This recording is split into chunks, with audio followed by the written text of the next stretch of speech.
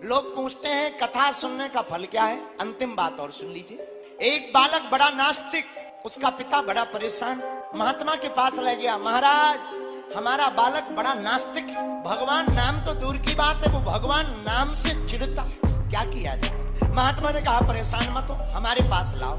महात्मा के पास बालक को ले गए। भैया सीताराम बोलो। हम नहीं बोलेंगे। बालक बोला हम नहीं बोलेंगे, चाहे जो हो जाए। क्यों, क्या होता है बोलने से?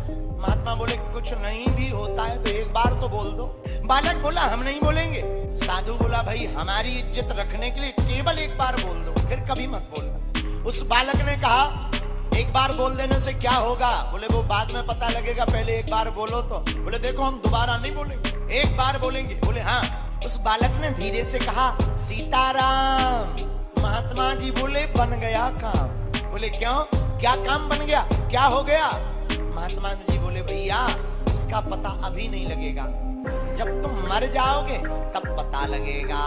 वो बालक से कहा सुनो, तुमने एक बार सीताराम कहा है, और ध्यान रखना मरने के बाद कोई तुमसे पूछे कि बताओ एक बार सीताराम बोलने का क्या फल चाहिए, तो तुम कहना जो उचित हो, जो इसका फल हो वो दे दीजिए। बालक बोला ठीक है। समय की बात है कि वो बालक मर गया।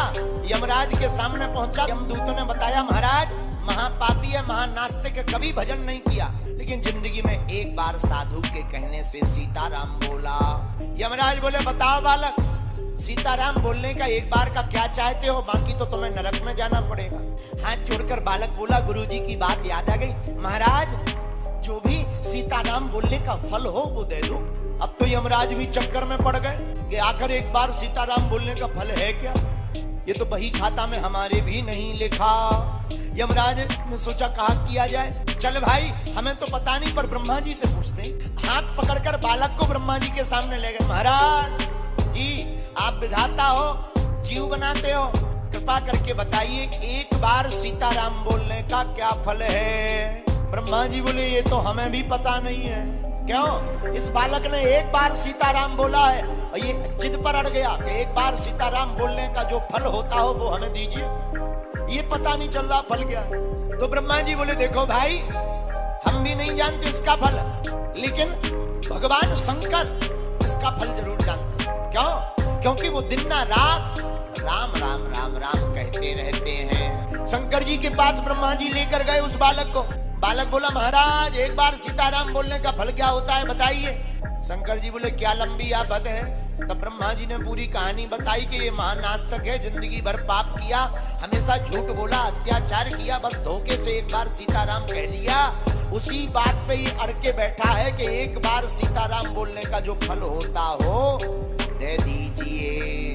शंकर जी बोले देखो भाई हम राम राम तो करते हैं, पर हमें भी पता नहीं है कि फल क्या है। तो किसे फल पता होगा?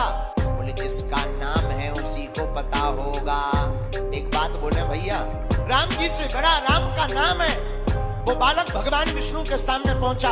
यमराज पहुंचे, शंकर जी गए, ब्रह्मा जी गए। ब्रह्मा जी ने पूरी कहानी भगवान विष्णु को बताई। महाराज एक बार सीताराम बोलने का फल क्या होता है इस बालक को दे दीजिए। विष्णु भगवान बोले वैसे तो तराजू पर तौलकर आज तक हमने फल देखा नहीं कि सीताराम एक बार बोलने का फल क्या है, लेकिन एक बात बोले। बोले क्या?